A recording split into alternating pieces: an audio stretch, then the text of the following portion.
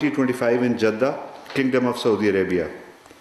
During the session, DPM-FM reiterated Pakistan's unwavering support for the Palestinian cause, urged immediate collective action to address the ongoing Israeli atrocities against the Palestinian people and safeguard their rights, including their right to return to their ancestral homeland, condemned the proposal of resettlement of Palestinians in other countries, underscored the imperative for the establishment of a sovereign proposal of resettlement of Palestinians in other countries, underscored the imperative for the establishment of a sovereign and independent state of Palestine based on the pre-1967 borders with Al-Quds al-Sharif as its capital, and emphasized on the necessity of concrete measures to realize the two-state solution as the only means of achieving lasting peace in the region.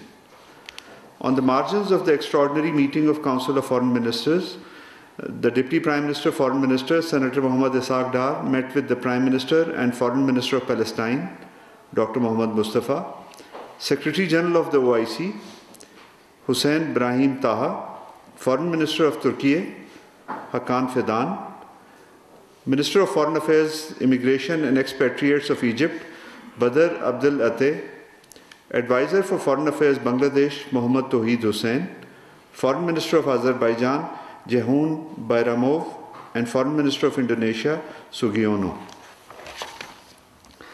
Pakistan unequivocally condemns Israel's blockade of humanitarian aid and halting of electricity supply to Gaza. We also condemn the continuing Israeli assault against the people of West Bank and Gaza, which has resulted in the tragic loss of innocent lives, including women and children. At a time when the people of Palestine are in the urgent need of humanitarian relief and assistance, Israeli attempts to dismantle the operations of the humanitarian agencies, including United Nations Relief and Works Agency for Palestine Refugees in the Near East, are unacceptable. Preventing these agencies, including UNRWA, from carrying out their vital tasks is a manifestation of Israel's systematic campaign to weaponize humanitarian aid and dehumanize the people of Palestine. We call for an immediate cessation of hostilities in West Bank and Gaza, protection of civilians, and unrestricted humanitarian access to those in urgent need. The international community must step in to end Israel's genocidal campaign against Palestinians in Gaza. We also urge the international community to hold Israel accountable for its war crimes and crimes against humanity. Pakistan denounces the Indian authorities' decision to declare the Awami Action Committee and Jammu and Kashmir Ittihadul Muslimin as unlawful association for a period of 5 years. The Awami Action Committee is led by prominent political and religious leader Mir Wais Umar Farooq. The Jammu and Kashmir Ittihadul Muslimin was also founded by another notable political and religious leader, Maulana Muhammad Abbas Ansari, who headed it till his demise in 2022.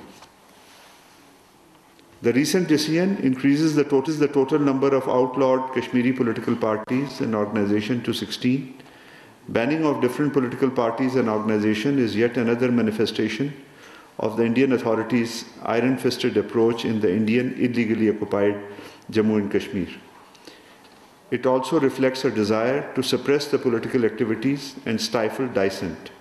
It also shows sheer disregard of democratic norms and international human rights law.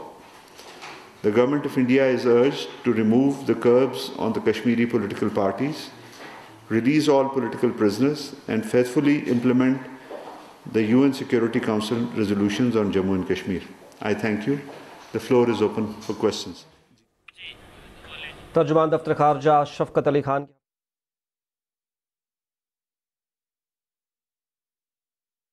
Islamabad में तर्जुमान दफ्तर खारजा शफकत अली खान की press briefing जारी थी। शफकत अली खान इस्लामाबाद में briefing में कह रहे थे कि नायब वज़ीर आज़म इसहाक डार ने मिलकर मुल्क की मफादात के लिए कोशिशें की हैं।